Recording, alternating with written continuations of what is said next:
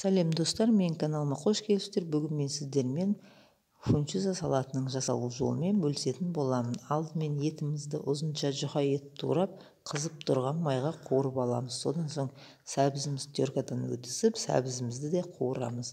Болгар бұрышын және сарымсағымызды қосып қуырып, отымызды баяулатып қоямыз. Содан соң қайнап тұрған суға фунчузамызды салып 2-3 минут қайнатамыз. Фунчузамыз 2-3 минут қайнаған соң жұмсарады, және де оны салқын суға сүзіп аламыз. Салқын суымызды төккеннен соң ол жабыспай әдемі түсетін болады. Және де біз қуырған заттарымызды қосып, үстіне қиярымызды және урымызды турап, және де 1 шай қасық уксус, Қытай тұзы және 2 ас қасық соя соусын қосып, жақсылап араластырып, 20 минутқа бетін жауып қоямыз. Содан соң оны біз қонақтарымызға бере берсек болады. Сіз де жасап көріңіз, ұнаса тіркеліп лайк басыңыз, сізге ас болсын.